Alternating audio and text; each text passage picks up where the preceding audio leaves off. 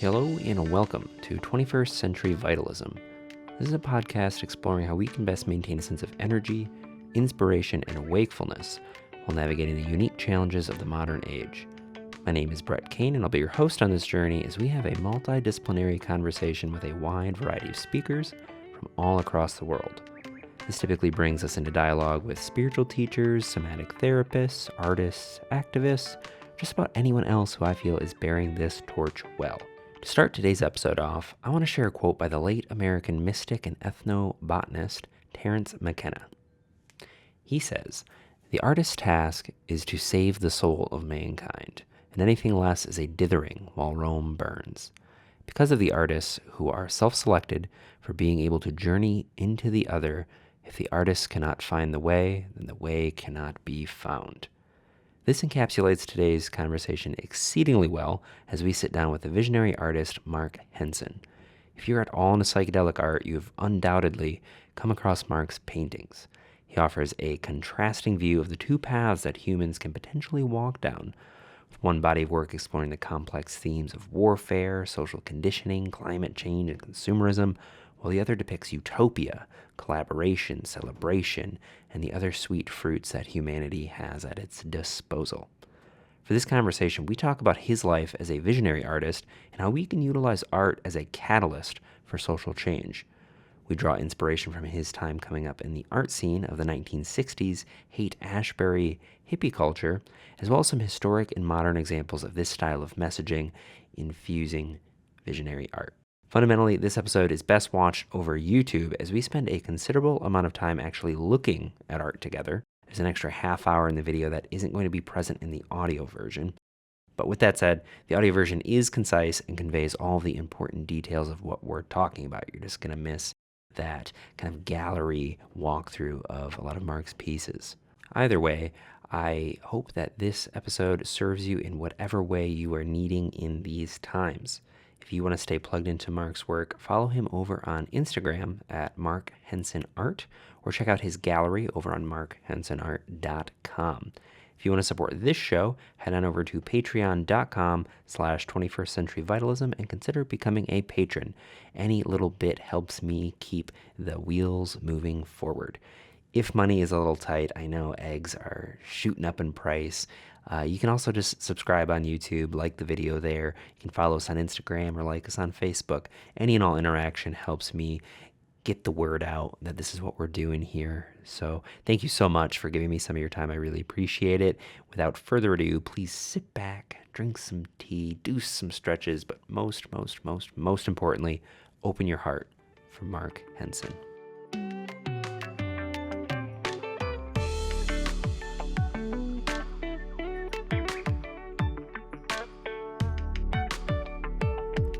Okay, Mark, hello and welcome to 21st Century Vitalism. I just want to start by saying thank you so much for giving me some of your time. Truly a pleasure to have you on. How are we doing today? We are doing very well, and I'd like to say hello to all your audience, and thank you for having me on. Yeah. So I don't know if I said this in my correspondences with you, but you've been on my radar pretty much since I got into kind of the music festival scene, psychedelic art, psychedelics. And you've been one of the few that I've really appreciated kind of above other artists because of your intention behind your work. I found there's just so many little things in each one of your pieces that communicates so much. Like there's so much information in such a small piece of a print. So I just think that that is incredible. It's great to have you on. And today I wanted to talk about what exactly it is that you do, with this notion of visionary art. There's so many different approaches to it. So I'd love to hear your perspective on what exactly is visionary art. Well, when I first started down this road, I didn't really have any kind of a title or genre in mind. I just wanted to make art and enjoyed, working with the materials and manifesting my thoughts. And I didn't think of my thoughts as being particularly visionary or anything else, but I did have things I wanted to express. And a lot of them did happen to be things from the inner world, the world of imagination and fantasies, or things that inspired, come to me through meditation, or perhaps a psychedelic experience, thing, but manifesting the inner worlds.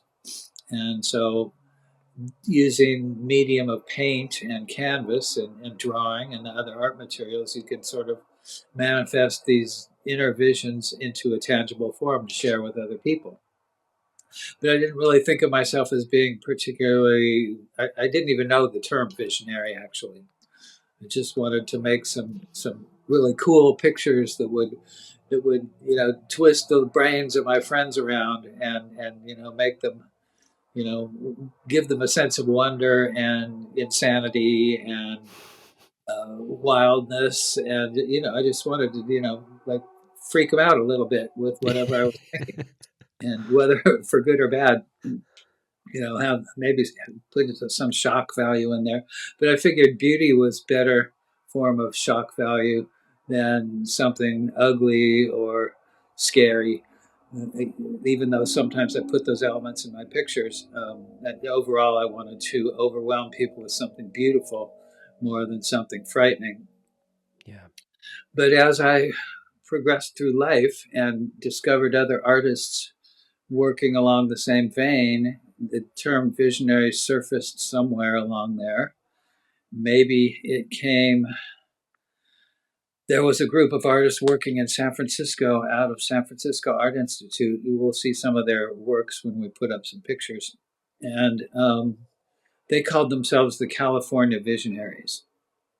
And I became aware of their work through seeing posters and prints at the local head shops, and places where hippie goods were sold. Would often carry their posters. These guys made posters, and the term visionary sort of surfaced, and it's come to mean a lot of different things over time. It's in the, I guess, the classical art world. Visionary sometimes refers to art by people who are not trained artists, who's just, maybe they worked in their garage for their whole life building weird little sculptures, or maybe they, painted stuff in their back room of their house and never approached a gallery, never took art classes or anything, but somehow create amazing things. And these people are regarded as visionaries in a sort of a classical sense of the term. And then I found out about a cadre of artists working in Europe known as the magic realists. Mm. And they also were bandying the term visionary around a little bit with regards to their work. And we all sort of fit together enough that the term is pretty much a catch-all for a lot of different styles and intentions. But to me, it worked, so I put that label on myself, well, for good or bad. Yeah, yeah. So I probably be a good time. You have some of these that you sent me. Is this under the influences there? Yeah, if you want to, the yeah, I first, I kind of have the images in a little bit of an order, and if I can Okay. remember that order. Yeah, the first one is avant garde. Yeah, this was a magazine that Okay, I'll came pull that out up. of New York in the, well, probably 68 or 67, the first issue. It only lasted about 12 or 15 issues. And it was published out of New York. And this magazine happened to have two or three pictorial sections in every issue having to do with art, visual imagery. And most of what they put in there as visual imagery was what nowadays we would call visionary art. So it was, I wouldn't call it psychedelic. This magazine was a little too slick to be to be. It wasn't a hippie publication. But it was a cultural. It was unique culturally. And one of my little friends that had a little extra cash found out about it. I was like 15 or 16, and subscribed. So every issue would show up. It was a once a month publication. So every month one would come to his house, and we'd sit around for hours just looking at what was inside and being amazed by the wonderful art that was inside this magazine. Oh, So it was a big influence on me. And through this magazine, I got introduced to the European Magic Realist School, yeah, yeah, which eh, was the granddaddy of that school was an artist named Ernst Fuchs from Austria. yeah, And he hung out, he was a buddy of Salvador Dali's, who we all know. And he sort of had his own little school and group of artists he worked with in Vienna, the Magic Realists. yeah. And so amongst them was D.S. Schwartzberg. And we have And some of these as well. yeah, the images on that page that are paintings are mostly the ones I discovered through this magazine. So that's a piece by D.S. And I can't recall what the title is, but this art was so different from what I was used to seeing called art. You know, we got to remember it was the '60s, so we had pop art and Andy Warhol and Roy Yeah, Lichtenstein and the New York School of Contemporary Art, which didn't really interest me all that much. I was interested in crazy imaginary stuff. So discovering these guys opened a whole new world to me. yeah, yeah. So I'll go to So, the next one here. so this piece is Wow. by this one is by Ernst Fuchs, who is considered the I guess the originator of this European branch of the visionary art movement. And this was also in the He, 60s or this piece is probably from the late '60s, wow. but he lived to be a ripe old age. He died only about 5 years ago. He lived into be 90 something, and was prolific the entire time. And That's so he was amazing. he was a huge influence. He became very successful and famous throughout Europe, Wow. and so he's influenced thousands of artists. Made a lot of pieces. Okay, so we got that. And was the Tooker one? George Tooker, he Is was that he was he was. I learned about him from avant garde also, but he was from New York, okay, okay. and he was So, one of the his work wasn't so much psychedelic or visionary or meditative. His work was more about alienation in society. mm, So his work was more of a political, in a subtle kind of a way, commentary upon the society that we're living in and city life. So his pictures would be kind of stark and bleak. So this is the lunch yeah. counter. Yeah, that's Everybody's eating beautiful. lunch, but you can see they're all in their own psychically separated space from each other. Yeah. That's profound. So his pictures had this kind of haunting and alienating quality that attracted me because they were saying something. They had a Yeah. message. And for New Yeah. York at that time, there wasn't very much figurative art at all. And figurative art that actually said something was very rare. So his Yeah. work spoke to me a lot. So I guess what is the alternative to visionary art? Like what would make something not visionary? Because I'd imagine that a lot of people who create have messages and the such. Like how I guess maybe stylistically would you're saying that in New York there's not really a lot of stuff like this. I guess what was the Well, alternative? at the time, in the late '50s and most of the '60s, and even up until now, abstract art was king. And Mm, and abstract expressionism was one of the big abstract art movements, and minimalism, and then there was pop art, which had some content, but not usually a message. You know, your Andy Warhol yeah. Brillo boxes or silkscreen portraits of Marilyn Monroe, that kind of stuff. Yeah. It just and these, not to disparage that kind of art or anything, but the essence of it was more to excite the eye rather than to excite the mind, I guess. Yeah. And with the visionary art, I think we were more interested in exciting the mind than exciting the eye. Although exciting the eye was a big component also. Yeah. And this was the other painting that was in there and I think that this has more to do with Is that one of the European ones? Yeah, this one was by Abdul Mati Klarwein, Wow. and this painting, of course, became very famous as a cover for a Carlos Santana album. Wow. In the Came out in, I don't know, 68 or 69, Yeah, and that's incredible. he was an amazing painter. He lived his life on the island of Majorca, Hmm. There's so much going on there. Again, and it's like every little spot of this painting just has so much liveness to it. I think he was an Israeli by birth. I'm not sure, but Wow. he did a bit of traveling and liked to include cultural references to all the places he'd been in his paintings. So this one has a lot of African influence and Middle Eastern influence. Yeah, amazing.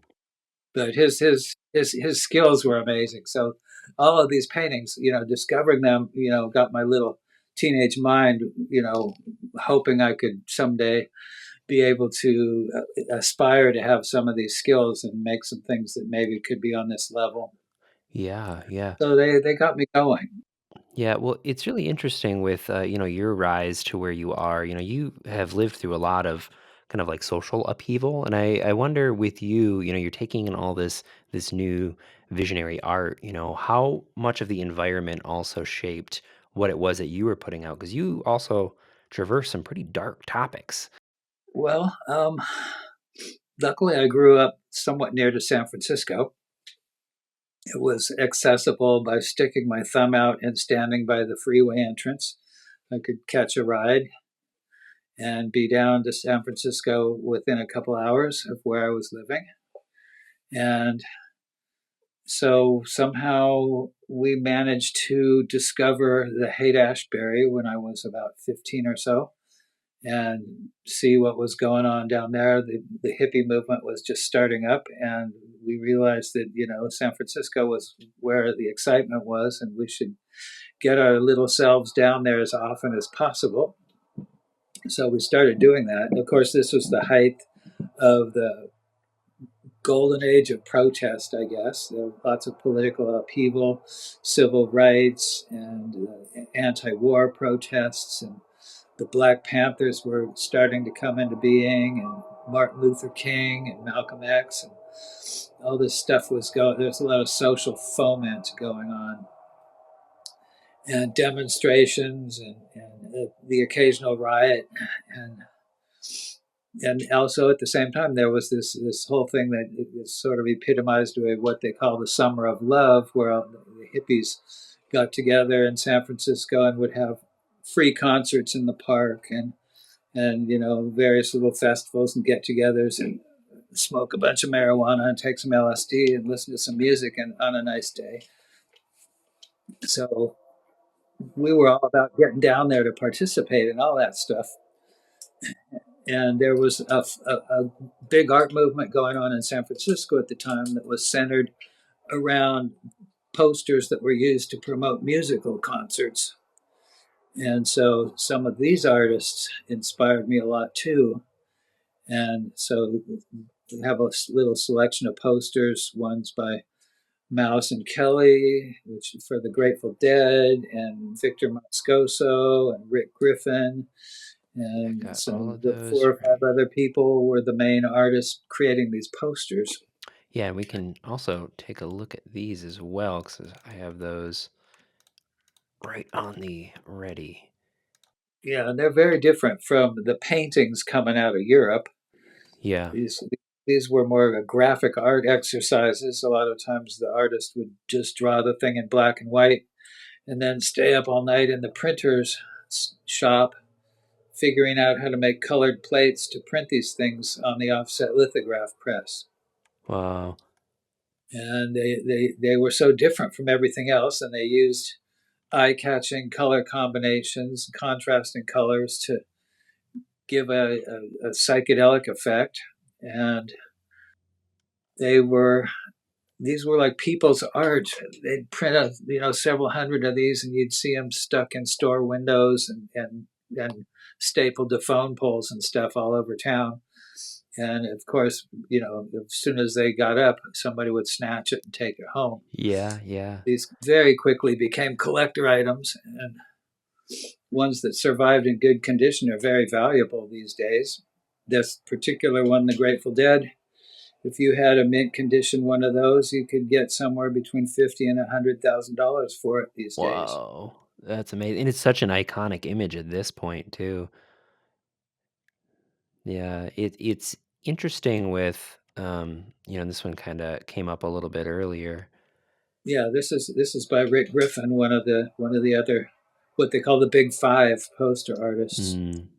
and he was one of them. He was a surfer guy from Southern California that got up to San Francisco, and he had more of a mystical and cosmic bent to his imagery. This is an old Huichol Indian, with his bag of peyote buttons.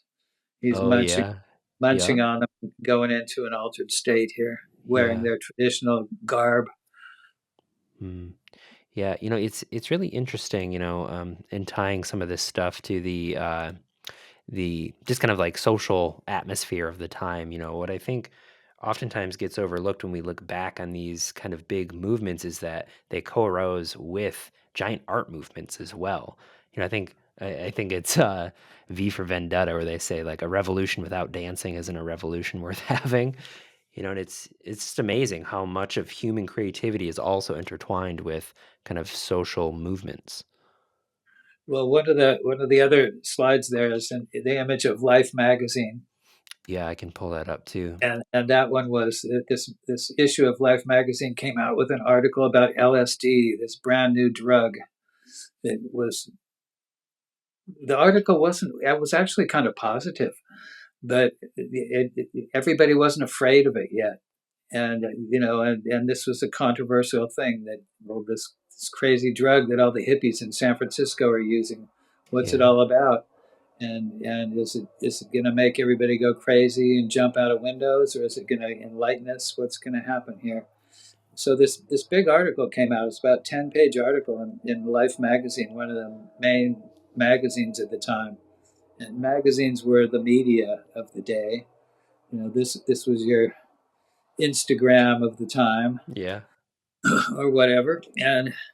And reading this article, immediately made me want to go out and find some of this stuff. Well, I mean, even the art on the cover here is pretty provocative. It's pretty cool, the command of colors, and it really grabs your attention.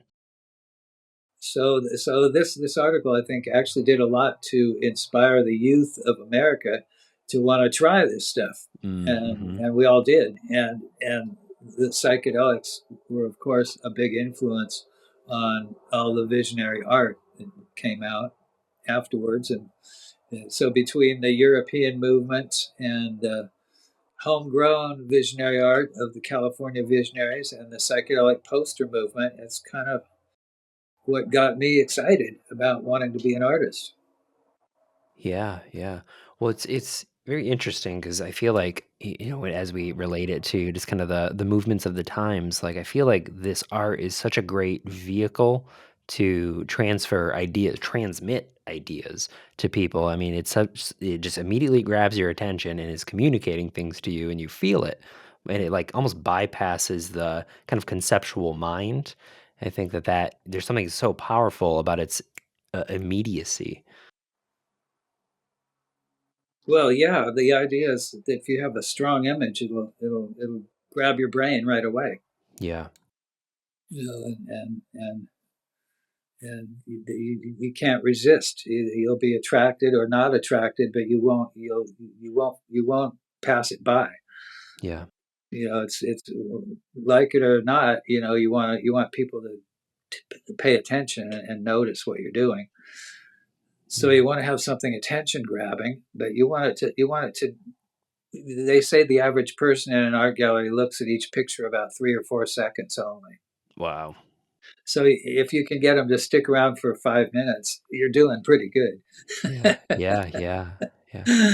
so Yeah. so you have to have enough content in your image to keep people curious for an amount of time so they can discover what's really going on. Yeah. So, you took the inspiration from these very distinct kind of environments with like what was going on in Europe and then in the West Coast there, and then the magazines.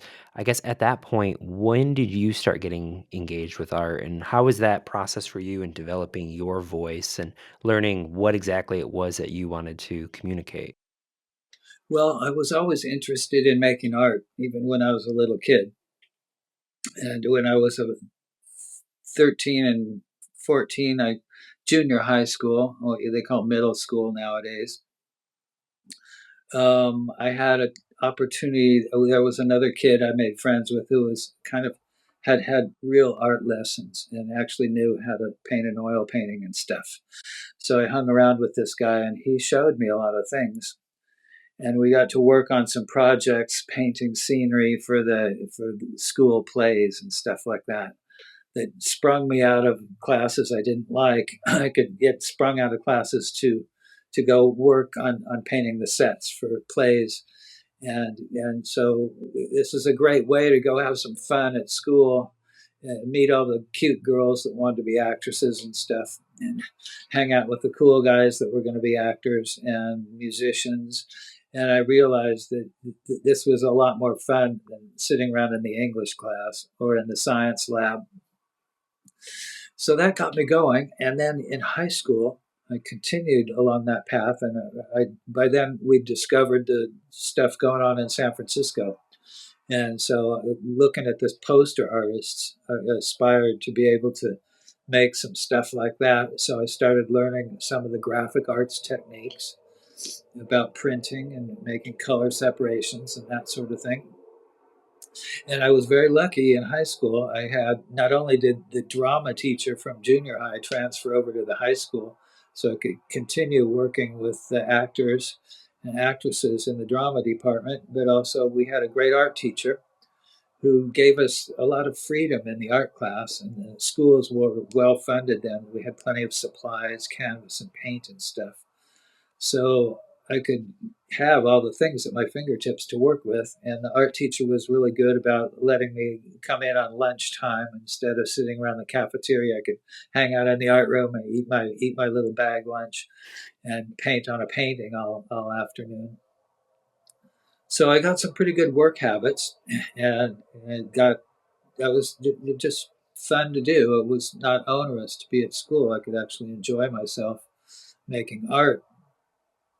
And one day we were sitting around the art class trying to figure out what to do. And some little demon in my mind said, just paint pictures of the craziest stuff you can think of. Go wild, whatever perverted, sick, teenage, twisted thoughts you have, get them out. Yeah. And so I drew up some drawings that were really nutty. Had some crazy critters running around, smoking on the hookah or something. And my art teacher liked them, and all the other kids, would laugh and had a good time looking at them. And so I realized I was on to something there. Yeah. And Wow. so one of my advices to younger artists is just paint your craziest thoughts. Don't inhibit yourself. You have some nutty things, get them out there. And so that kind of got me going down the right path. And then as I got older and smarter and a little more experienced and realized what I wanted to say, I knew how to knew how to not suppress my inner voice and be able to speak my mind, so to say, through the imagery. And one of the things about painting and art in general is you have this magical power to transform other people's thinking and share stuff with them and expose them to new thoughts. And so it's a form of propaganda. You have something you want to say, you can get it out, and the message will get across, whether you're present or not. The image will be there. And so this is a magical power, and you can use it for whatever purpose you like. But to me, it seemed that using my art to foment some kind of social change or to expand consciousness or to create an atmosphere of good in the world would be a good path to go down. And so that's kind of what motivates me. Yeah, interesting. It's interesting that the thing that like kind of got you started on that path was actually um, kind of divulging in your more crazy thoughts. You know, like the stuff that was kind of maybe a little dark or a little weird, and it's just kind of interesting that that was kind of like the doorway that kind of opened you up to this kind of more expansive view of it. Well, I wasn't thinking darkness so much. I just was thinking, what can I do to, like, twist their little minds around, Hmm. and sex and drugs, of course, are really good for that. And politics can come in handy. Yeah, yeah, yeah. And, we had some political stuff to think about, with this crazy war in Vietnam going on, and a lot of, the civil rights movement. Everybody was wanting to, get rid of racism and try to create a better life for everybody and be more sharing and caring. And there was a lot of experimenting with new forms of socializing. There were communes and stuff organizing and alternative living, and the idea of ecology and ecological movement was starting up, and living with nature, and all of these kind of interesting ideas were floating around. So how do you express that you think everybody should believe in peace and love and go live in a big community all together and grow their own food and share the air and make music and have a good time? How do you express this stuff in a world that's full of war and hate, misery, and people treating each other horribly? There's got to be a path through to this. So in retrospective, I mean, if you could kind of estimate, do you feel like the artistic output of that time did actually have an effect in kind of moving people toward that? Or because I know after the 60s and the 70s, you had like the 80s and the 90s, and like the hippie movement kind of died down a little bit. What do you feel like the legacy of Well, that? I won't say it died down so much as that it dispersed. It sort of, if you had back in the start of things, there was only a few 100,000 people you could call hippies in the world. Nowadays, there's probably millions, Yeah. but they're all over the place, so they're spread out. And back then, people, San Francisco was concentrated for only a couple of years, and then everybody said, well, things are changing. We got to do something else. We got to move on. So they go move to Seattle or out to Arizona or somewhere and start a little farm or whatever. It dispersed, but the ideas stuck around. Yeah. Yeah. And yeah, there's a lot of things that were like maybe too idealistic or that weren't realistic. But you do see black people on TV now, Yeah. and I did hear George Bush Sr. one time in a speech say that something was a bummer, which was which was a hippie term. Yeah. So you knew that the ideals of the '60s somehow had penetrated American culture to some degree, Yeah. Yeah. and the idea of equal rights and women's rights and generally, trying to promote peace in the world. Bernie Sanders is a good epitome of somebody that you would maybe call an old hippie, who still Hmm. has a huge influence on our society with ideas that he first got inspired by in the '60s. Yeah. Yeah. So, I mean, today, like I said before the recording, it's very auspicious. It's the inauguration and it's, MLK Junior Day. There's a lot of interesting energy contrast going on. Well, we have what we call a culture war going on Hmm. now, and it started back then.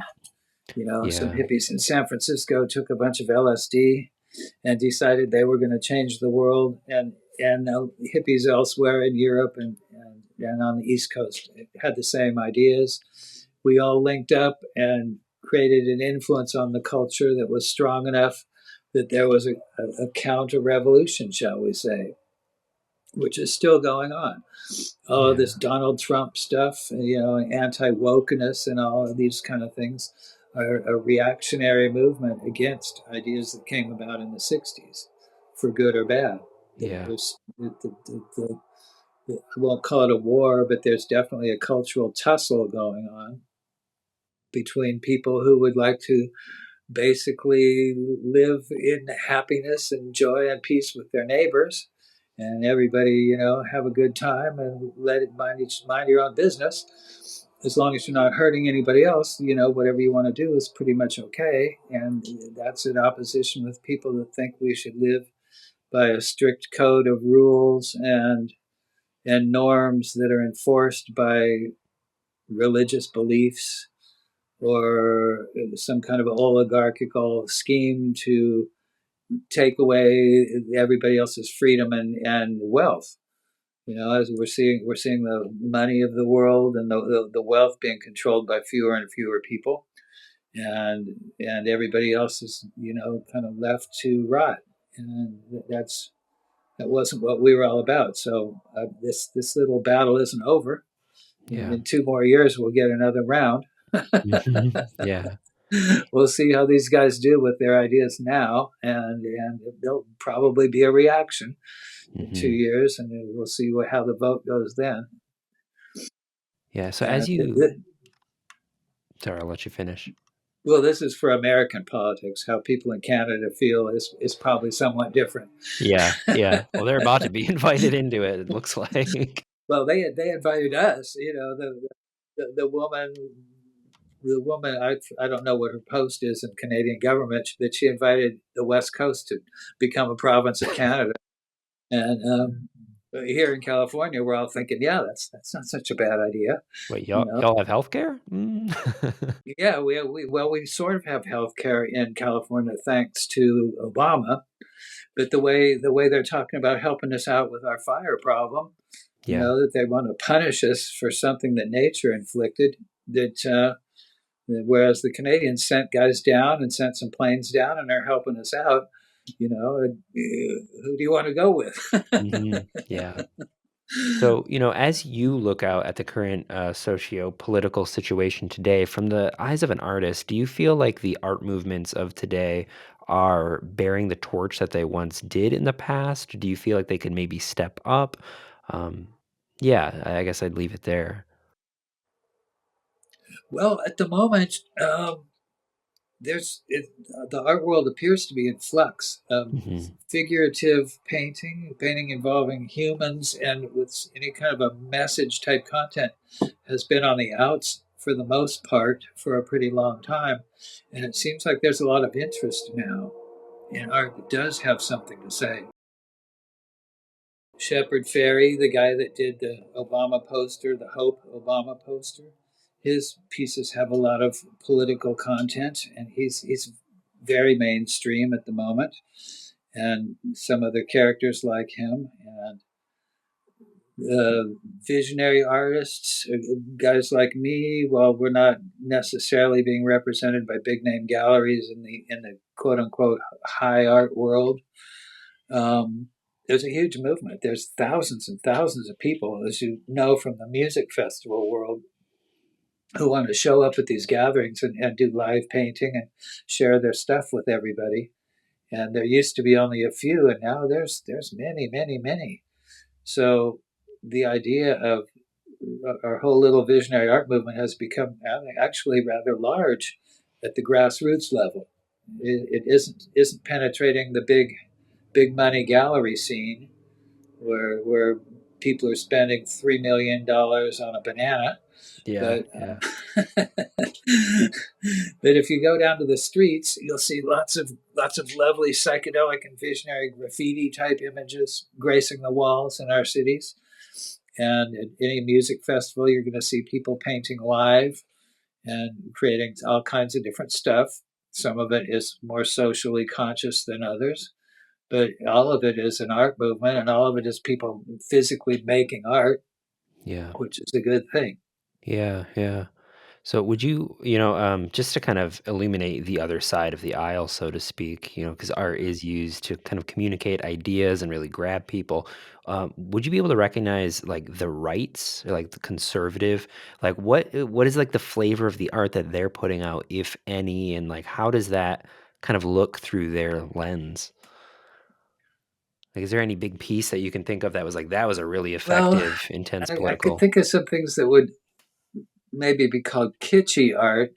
Mm, On looking at some like Republican websites and stuff. Occasionally, there's one guy that's I can't remember his name, but he paints pictures of like Trump on his knees praying with angels in the background, mm, or Trump hanging around with George Washington and Abe Lincoln, and but they're kind of I wouldn't really call them fine art. yeah, yeah, yeah. But somebody in the art world who's making a lot of money, say in some way, or some big name gallery in New York has represented him, and they're making a lot of splash in the art world. A lot of times their politics don't show in their artwork. Yeah. They're making art that's well, like I said, abstract art is still very popular, and Hmm. abstract art doesn't really show any kind of political content. You can't look at a abstract painting and say, "Well, that's definitely made by a conservative guy." Yeah. So it's hard to say who's who, but there, of course, there are artists who support that whole idea.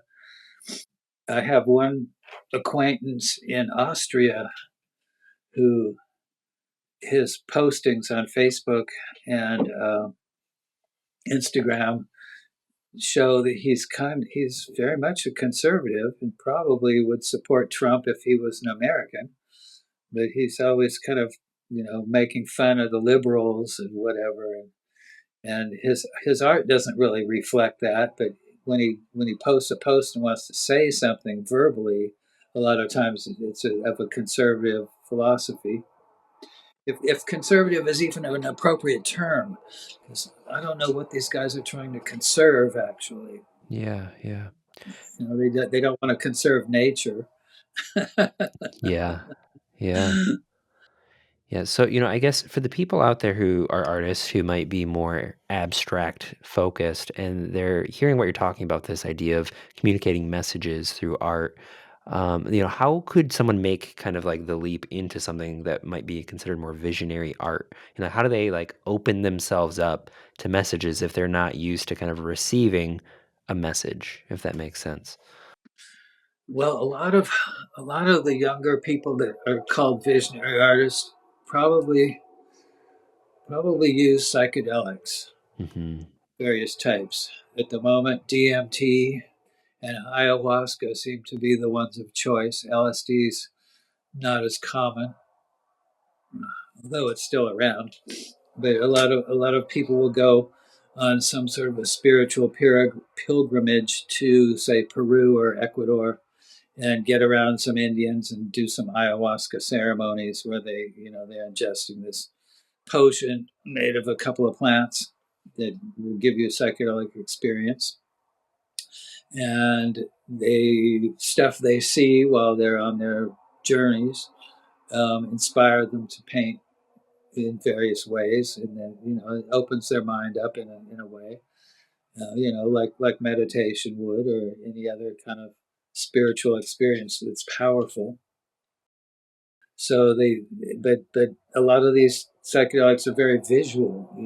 You're in your mind, you see all kinds of stuff, swirly colors and patterns, and maybe images that you could consider divine beings, or mystical elves, or all kinds of stuff. Crazy bunny rabbits hopping through your brain, and magic toads and stuff. And so they'll want to put these things in their imagery when they come back down to earth and pick up their paintbrushes. So a lot of the younger people, I think, start out like that. Some of the people, I don't know if they'd be called visionary, but there's people that more, I guess, along the lines of political cartoonists, where they're making a commentary through their imagery that isn't necessarily psychedelic or colorful, or have the hallmarks of what you'd call psychedelic art, are making some powerful statements. There are some of those. There's a they're pretty rare when somebody does powerful ones, but there's one guy that makes a lot of imagery where tanks and churches are combined, Whoa. or scenes of our the homeless juxtaposed with rich people, stuff like that, but in a more realistic way. Mm-hmm. Realism itself is kind of a popular movement right at the moment, where how scenes where stuff is rendered as if you might actually see it, even if it's an imaginary scene. The idea of having realistic components is enjoying some popularity now. It's sort of a reaction against abstractionism. People want to have smart where you actually can tell what they're looking Yeah, at. yeah, yeah. So I guess I'm curious about your process, in terms of like you get an idea, like from gestation of the idea to like the completion of the piece. I guess for you, when you're creating some of this stuff, which I have pulled up and we can look at, I guess how do you start? Is it just like this blip of an idea and then you're working on it? Or Well, like every artist, I have some of these, the a little black sketchbook? sketchbook. Yeah, yeah, yeah. And so usually when I'm thinking of something, let's see here, I'll find a page. These are more commercial art projects. Well, I'll start out with some sketches. Wow. So I'll doodle around my book.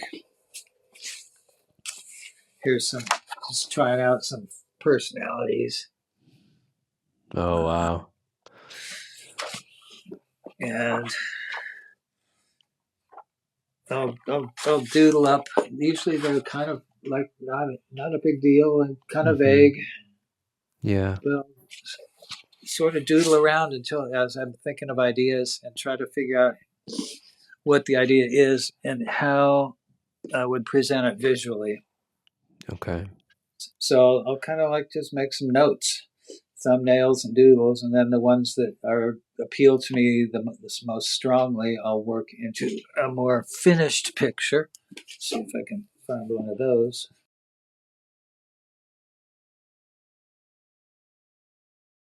More like this,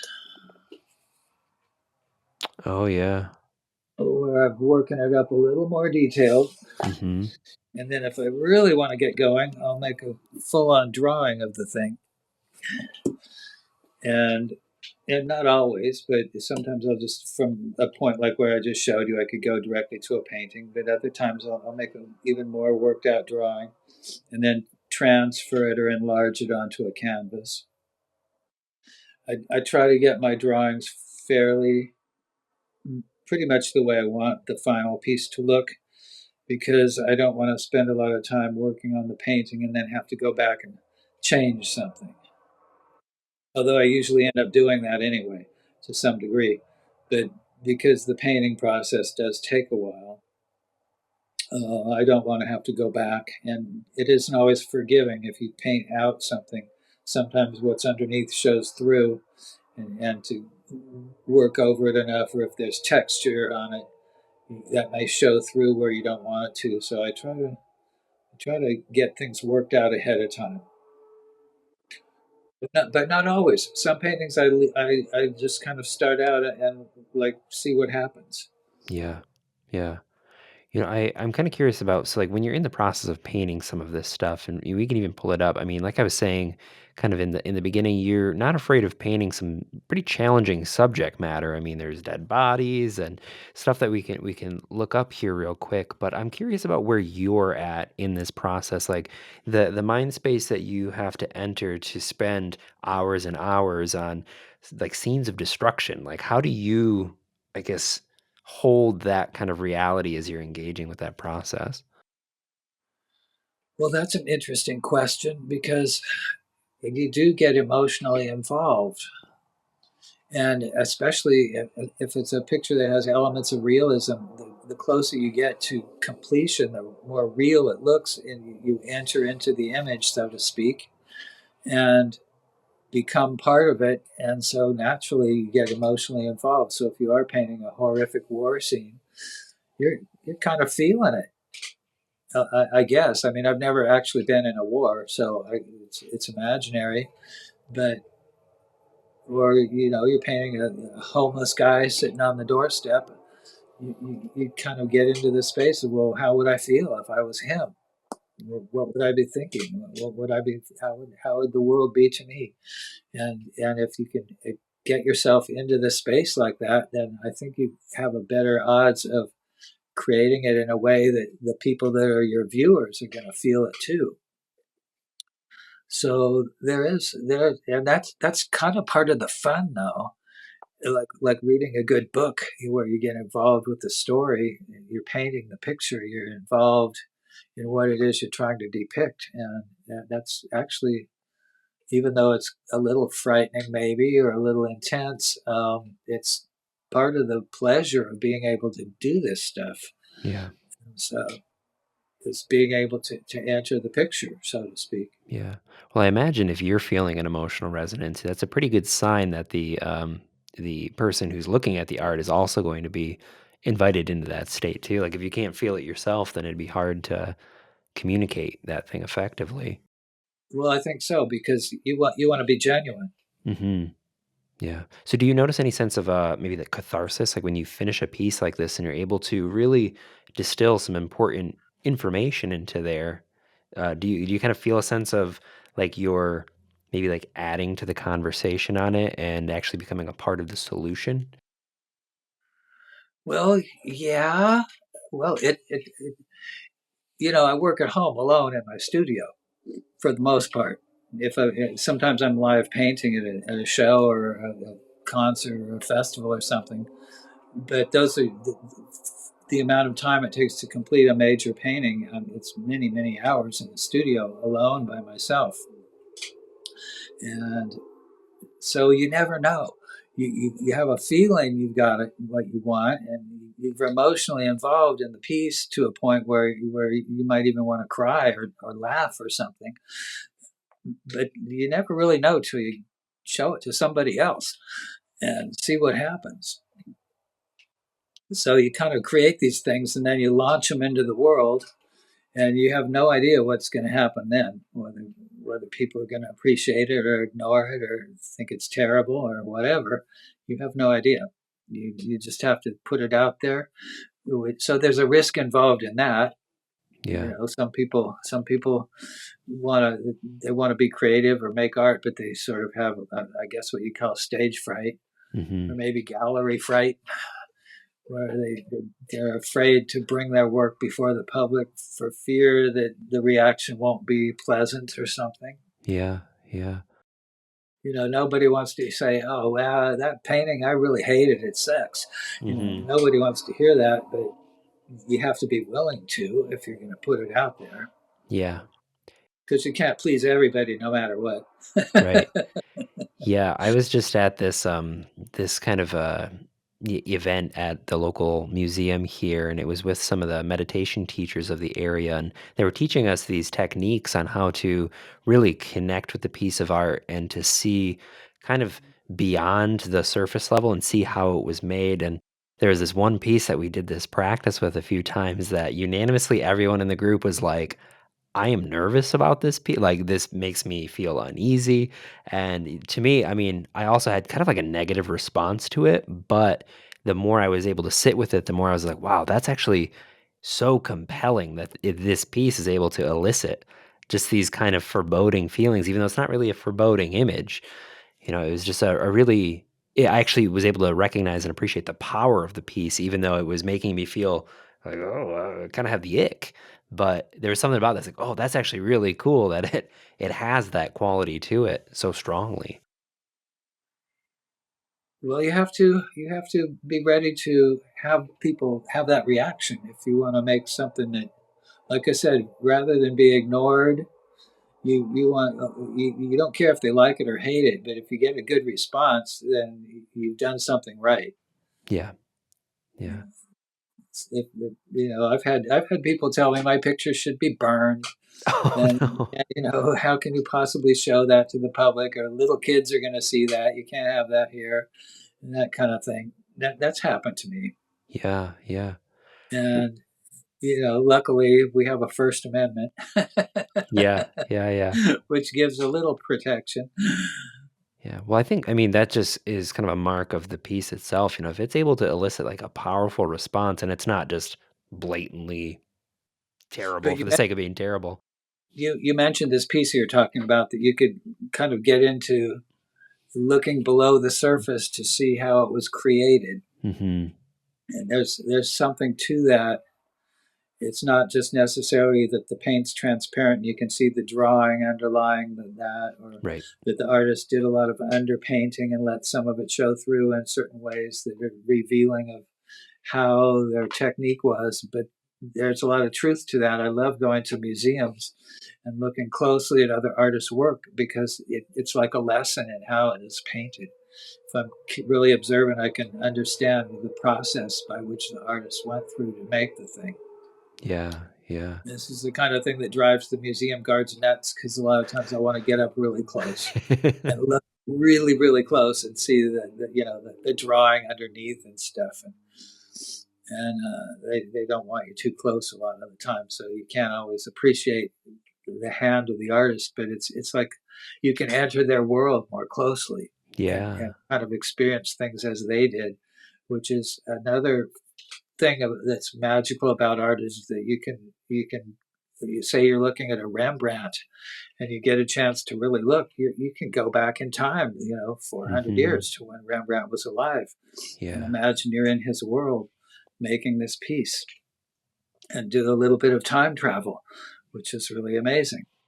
Yeah, yeah, it really is. There are some pieces there, and I'm sure that I'm kind of new to the whole museum culture, so for me, I'm really just starting to get into it. But there were pieces from like the 1400s, and being able to just like sit in front of that thing and just like, oh, there was just something very sobering about that. Of just like this was like, yes, is human creativity that long Well, ago? imagine you're in a time machine Yeah.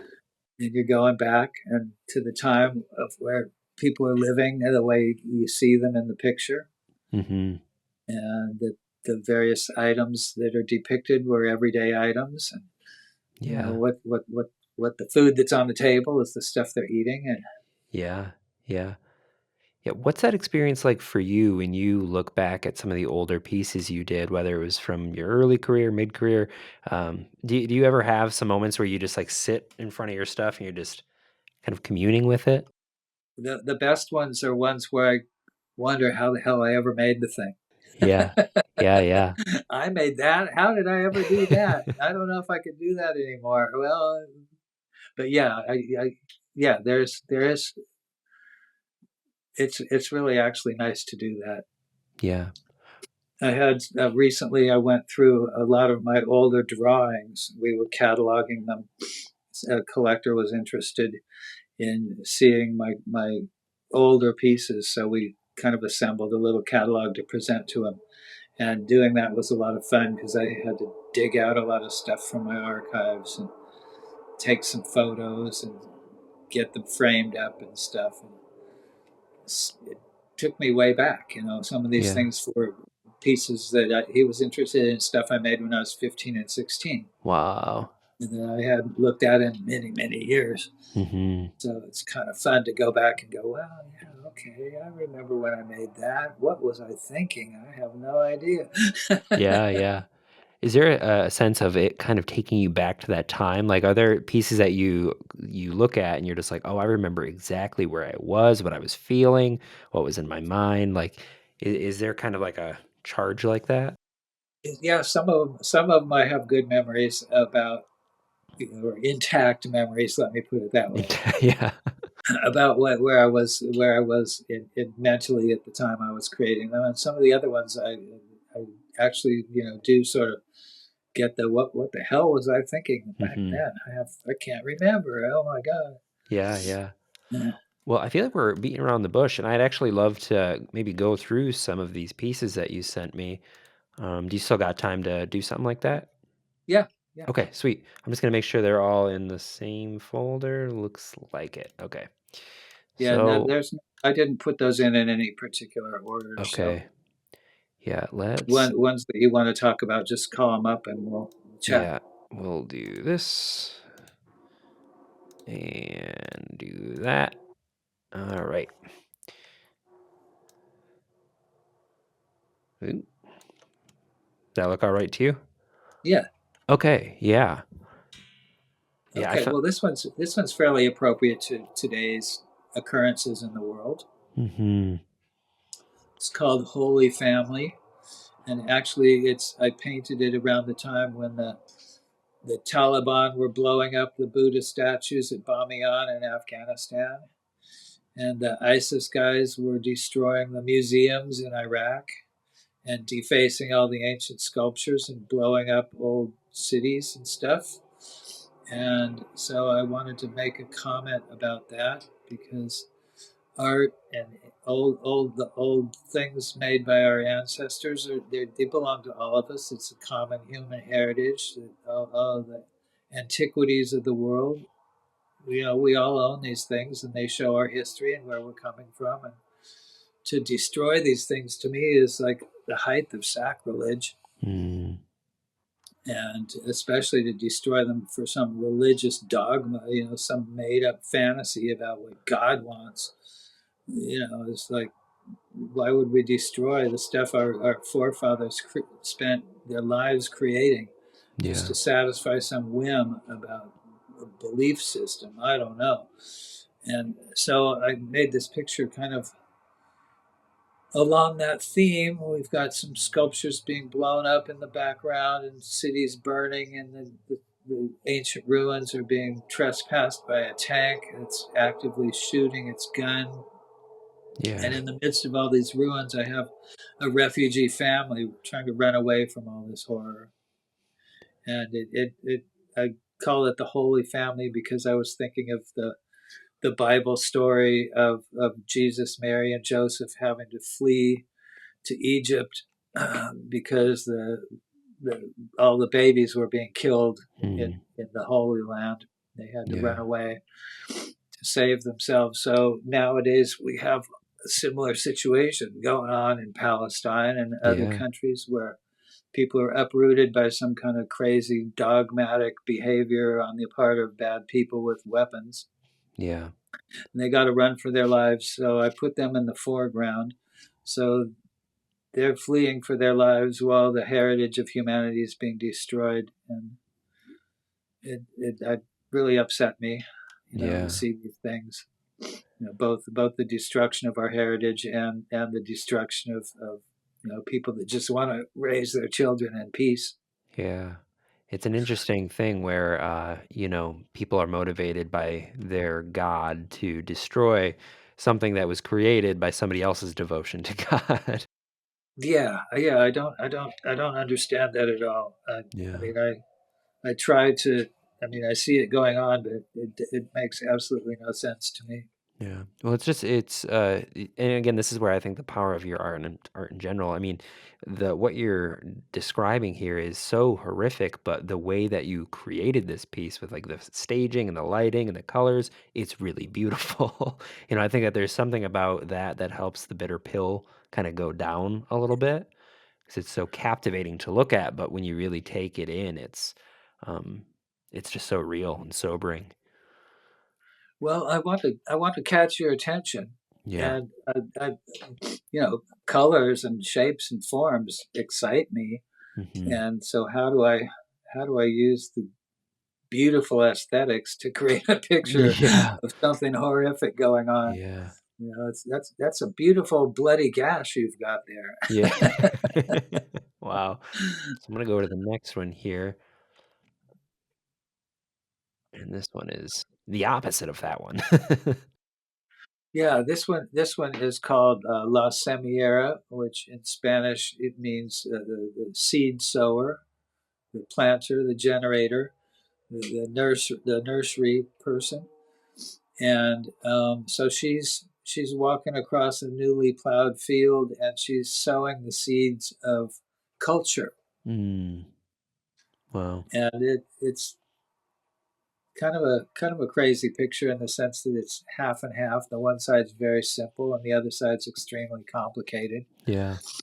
And all the seeds are sprouting up and growing into things like music and dance and art and theater and various building of temples and churches and science Yeah. and ceramics and writing and literature. And it was really a lot of fun to kind of depict all these things in kind of a mishmash way that where they all interweave with each other. Mm-hmm.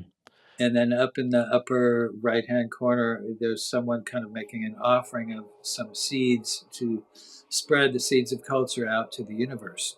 Wow, that's amazing.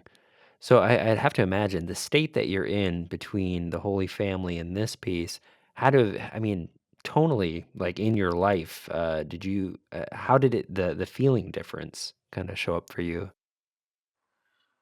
Well, with this one, I was, when I'm making my pictures, sometimes I'll do something horrific like the Holy Family, and it's I need a break. So Yeah, I yeah, want to make something either very simple or with depicting the beauty of nature, or something that's more or less happy.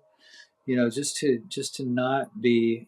I wouldn't want to make all negative pictures all the yeah, time. That yeah, would be depressing, I think. yeah, So this one I got to have some fun with. It was really a pleasure to try to figure out how to depict the various arts and sciences and what they're all doing, and how they would, you know, overlay the images to each other and have them blend from one to another.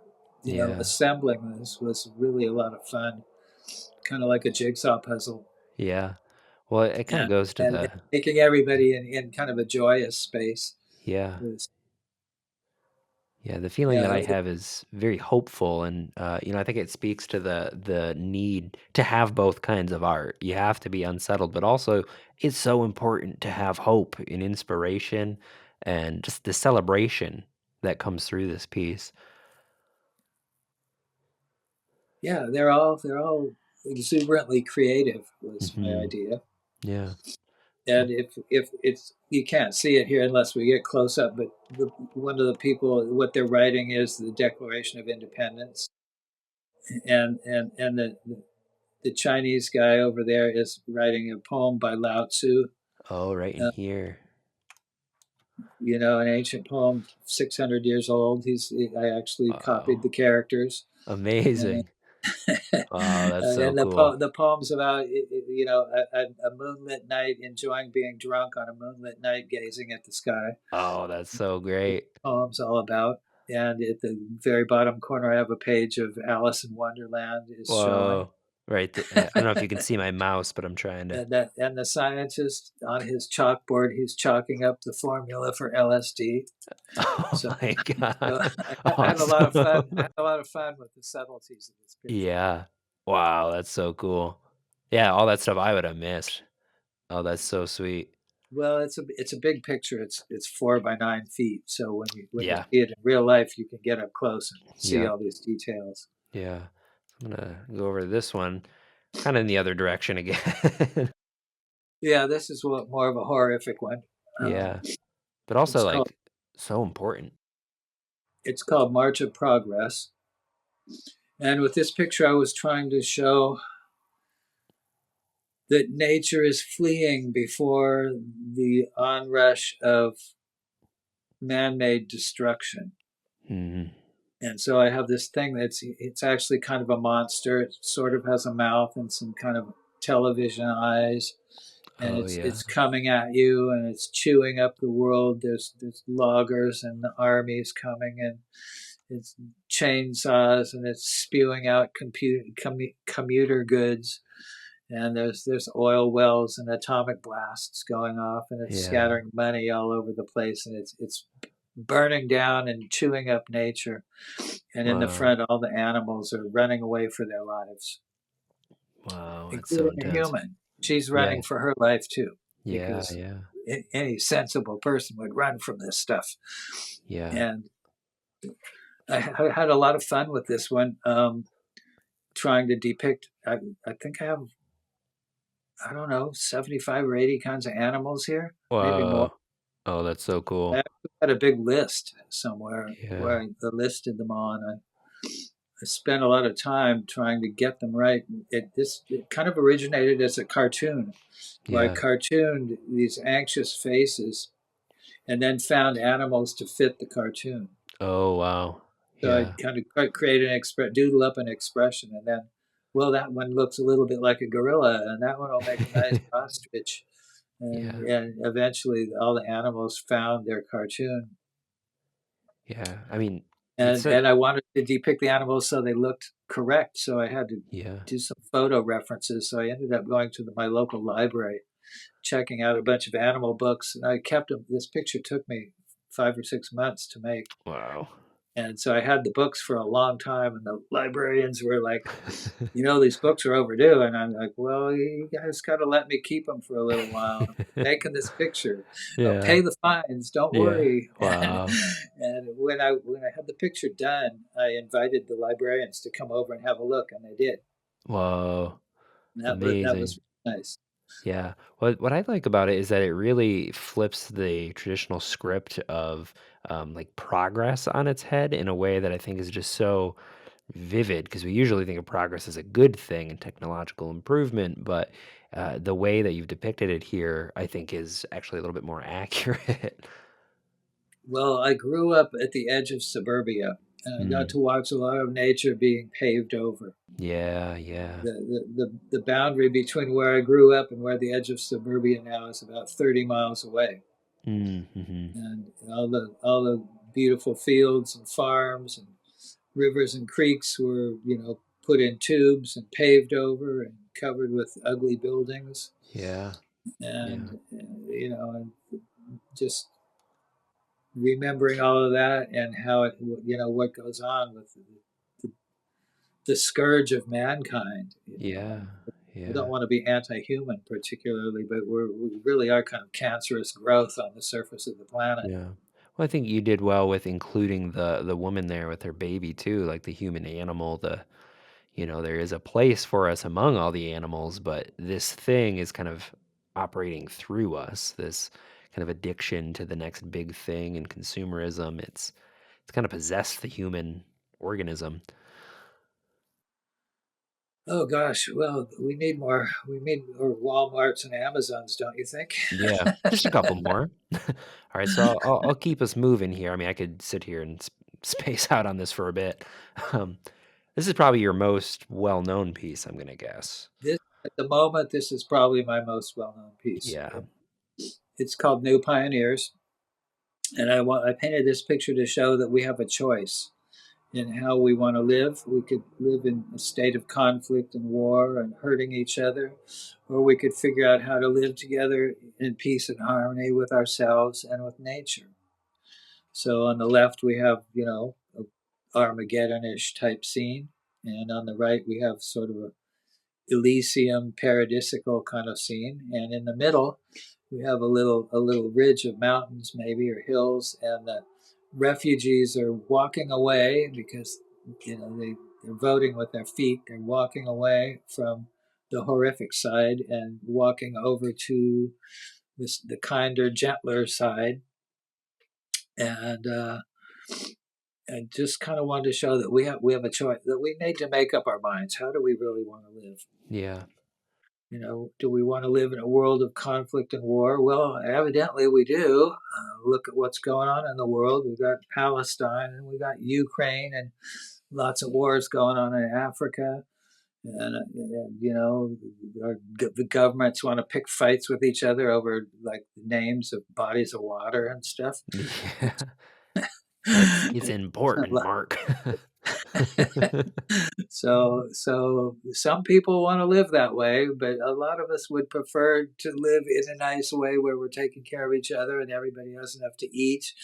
And we all have some work and some leisure time and where we can be creative and raise our families and stuff. And why we don't Why we'd want to live one way, I can't quite understand. I was trying to figure that out a little bit while making this picture, because on the war side, I want to be empathetic with what's going on, and on the peace side, I want to try to show how things could be if we could figure out how to get beyond our worst selves.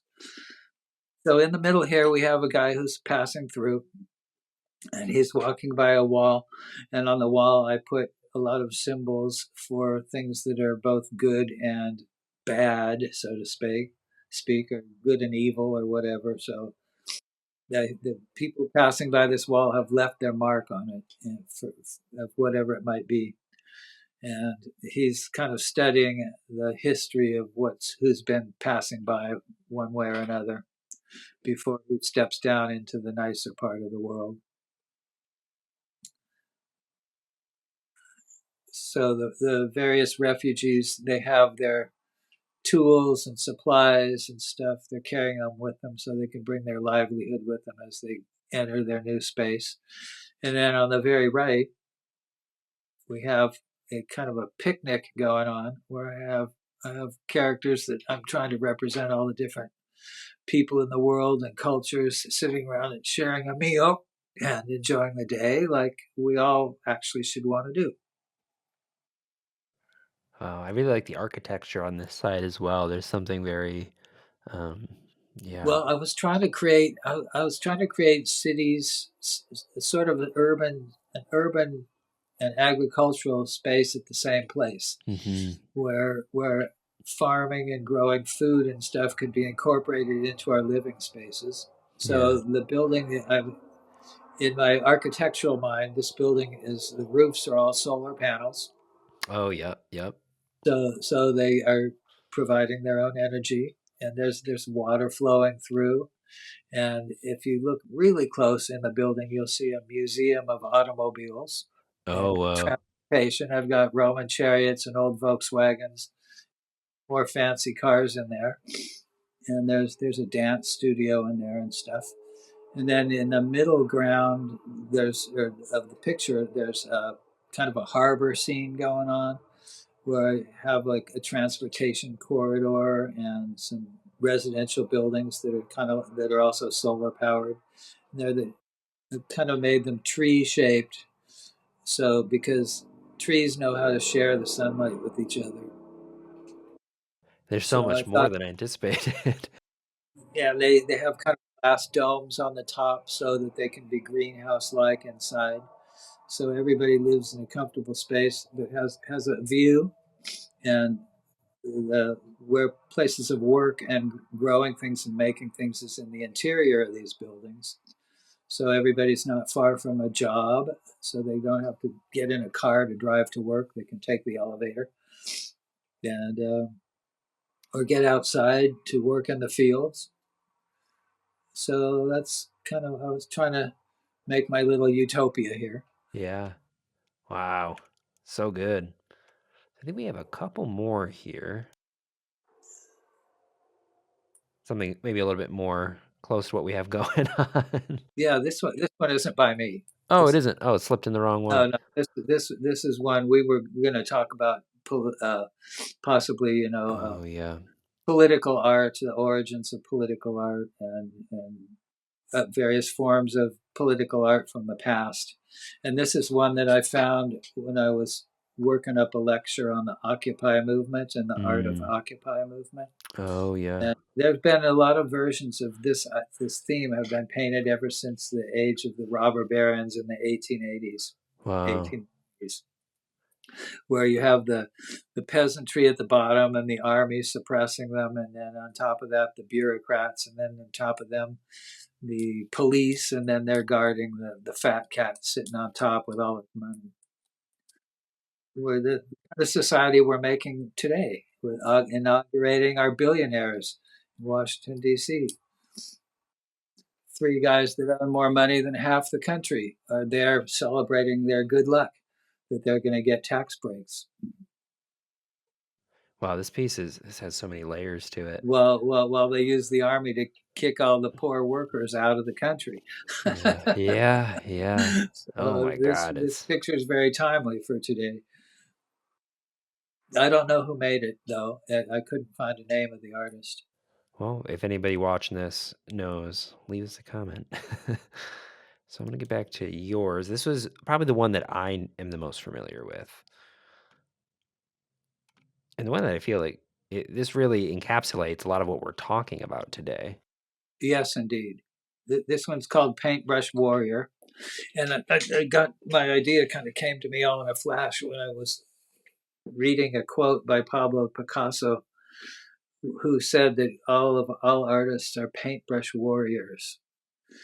And what he meant by that is that we can create reality with our brushes.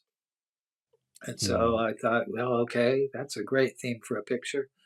So I have this fellow, and he's painting over the negativity of the world into a bright and colorful place full of flowers and sunsets and lovely stuff, colorful birds. And what he's painting over is war and greed and prison and hardship, and the KKK's in there, Yeah, and see that. Yeah. missiles and atom bombs and death and destruction of all kinds.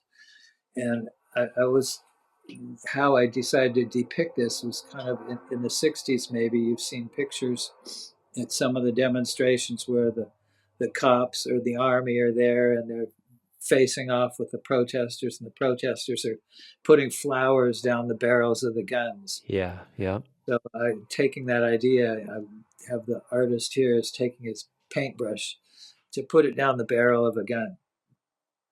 He's in the act of doing that. And in so doing, he's transforming the world into a happier and more colorful place. Mm, so good. So I think we have one more. Yeah. I thought this one was also so compelling and so just pertinent to where we are. Well, this one's called the Wheel of Fortune, and our guy's running on the treadmill, and he's in the background. He's got one of those old Hollywood rotating screens that shows that that in the movies in the old days they have a painted screen would spin around behind the guy sitting on a car riding on a fake horse to create the background. So he's got a pleasant background, the beach, and it's all beautiful. And he's running on the treadmill, and he's after on the screens and hanging out in front of him are the things that you're supposed to strive for, that you're going to want to try to earn for yourself. So he's got sex and money and alcohol and a house and food and stuff you're supposed to want. He's running after it, and the treadmill he's on is grinding up nature and cranking out gold bars.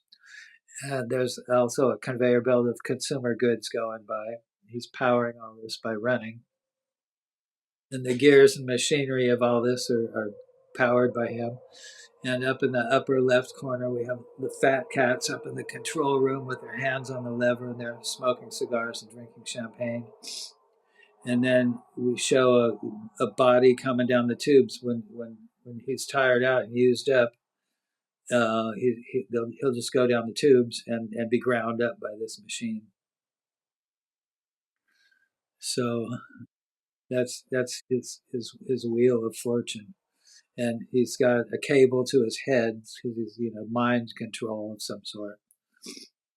When Elon Musk plants his little microchips in your head, they'll be up there in the control room drinking Yeah. champagne and smoking cigars and making you work your butt off for Yeah. nothing. This piece is a little prophetic. Well, I hope not too Yeah, prophetic. hopefully not. It's already happening, so I don't. Wow. Yeah, those pieces. Every time that, the more I look at them, the more I see. And yeah, it's just, there's so much depth there. And that's a very small fraction of the amount of work that you've put out, too. Well, I'm an old guy. I've been around a while, and I try to keep working, making new things all the time. Yeah. So yeah, we're coming up to a time.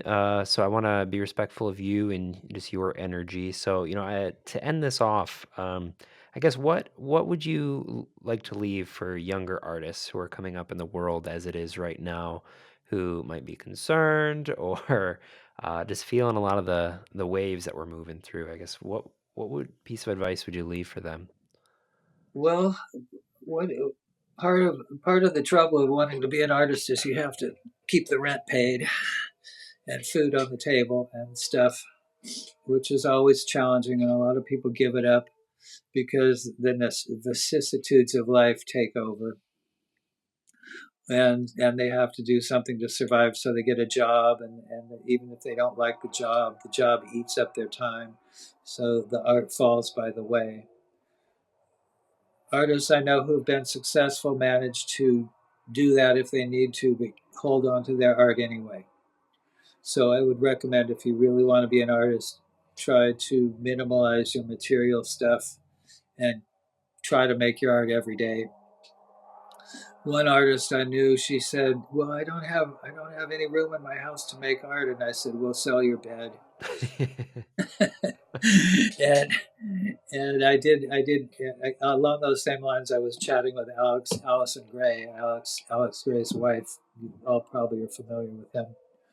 And she was talking about her first studio, how she built a loft so she could put her bed up above and work underneath her bed was where her studio was. So there's a girl who knew what to do. Yeah, yeah, yeah. And as far as inspiration goes and trying to find a market and an audience, it's always challenging. Make your craziest stuff. Let your inner maniac free on what you do, and be fearless about presenting your art. Just show it to people whether they like it or not. Figure out ways to show it. Drag it down to the street corner. Paint it on a wall on the street if you have to. Take it to a festival. Put it up in a restaurant. Whatever you got to do, you have to show your art out to places, and just try to be fearless. Don't be inhibited. You're gonna find somebody likes what you do, and when you do, and somebody says that really makes me feel good. I love this art. That's a reward that you can't buy. And so just work hard and be true to yourself, and the art gods will bless you. Yeah, wonderful. So I do want to leave just a moment. How can people support you if people want to stay in touch with what you have going on, your releases, look at your galleries? I guess, yeah, how can people stay connected with you? Well, probably the best way is go to visit my website, which is markhensonart.com. And it's a little funky at the moment. I'm in the process of reconstructing it so it works better. But you can see all my things there. And if the order form and the shopping cart stuff isn't working so good and you want to buy something, don't hesitate to call me up, because that's part that at the moment I'm having a little trouble getting that stuff to work real well. But feel free to call me up. My phone number's there. Also, you can contact me through Facebook, which is Mark Henson, my name, or on Instagram, I'm Mark Henson Art. You can find, the hash sign and Mark Henson Art is where you can find me on Instagram. And feel free to, write me a note if you like. Usually I try to respond to everybody. So I'm easy to find. And if you're in Northern California and you want to come visit my studio, you may give me a call. My number's on the website, and we'll chat about how you'd like to visit and let you know where I live. I love that. That's great. Cool. Well, Mark, yeah, thank you so much for coming on the show. This was a real treat to be able to walk through some of these paintings with you and hear your perspective and some history. Yeah, I really appreciate it. So thank you so much. Well, thank you for having me on. It's always a pleasure to be able to share my thoughts and techniques and ideas with folks that I don't know. So hopefully you have a widespread audience all over the universe, and I Yeah, hope they have enjoyed what we've talked about. yeah, right on. All right. Well, thank you again, and we will see you soon. All right.